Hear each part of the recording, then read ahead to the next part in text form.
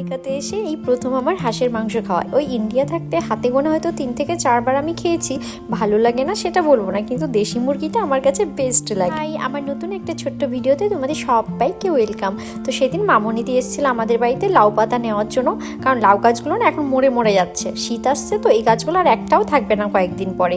তো ভাবলাম মরে যাওয়ার আগে যাকে যাকে দেওয়ার দিয়ে দিই এক্ষুনি। আজকে আমরা অনেকগুলো লাউয়ের ডগা এরকম কেটে নিয়ে এসেছিলাম, তো এসে পাতাগুলো আর ডগাগুলো আলাদা করে নিচ্ছিলাম, দিয়ে প্যাকেট করে রেখে দেবো। আমি অনেকজনকে দিয়েছিলাম আর আমার নিজের জন্য একটু রেখেছিলাম। তারপর আজকে আমি চলে এসেছিলাম রান্নাঘরে রান্না করার জন্য। তো রান্না করার মতো আজকে আমার সেরকম কিছুই নেই, কারণ কালকে আমাকে একটা বাংলাদেশি ভাই হাঁসের মাংস পাঠিয়েছে। মাংসটা দেখে প্রথমেই আমার মাথায় এলো চিতই পিঠে দিয়ে হাঁসের মাংসটা খাওয়া। এটাকে আমরা চিতই পিঠা বা সরা পিঠা বা সাজ পিঠা বলে থাকি। অন্য সব পিঠে বানিয়ে আমি যতটা স্যাটিসফাইড হয়েছি, কিন্তু এই পিঠেটা বানিয়ে আমি একদমই স্যাটিসফাইড না। আমি জানি না, পারফেক্ট হয়ই না বলতে। এখানে যে চালের গুঁড়োটা আমরা কিনতে পাই দোকানে, সেটা দিয়ে আমার পিঠে বানাতে একদমই ভালো লাগে না। কারণ আমাদের বাড়িতে দেখতাম যে চালের গুঁড়ো দিয়ে মা পিঠে বানাতো সেটা কি সুন্দর মসৃণ হতো, কিন্তু এখানে চালের গুঁড়োটা একদমই মসৃণ না। আর এই সুন্দর পিঠে বানানোর সাজটা দেখো, এটাও কিন্তু আমার একটা বাংলাদেশের ফ্রেন্ডের কাছ থেকে পাওয়া।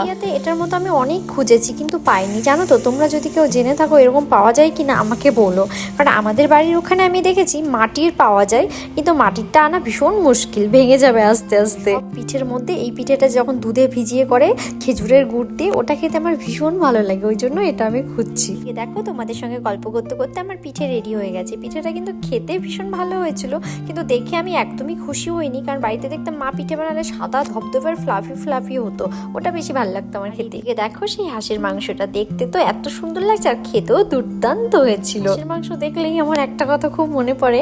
একবার আমার বান্ধবী আমাকে তার বাড়িতে নেমন্তন্ন করেছিল আর আমাকে হাঁসের মাংস খাইয়ে দিয়েছিল। তার আগে আমি কোনোদিন খাইনি।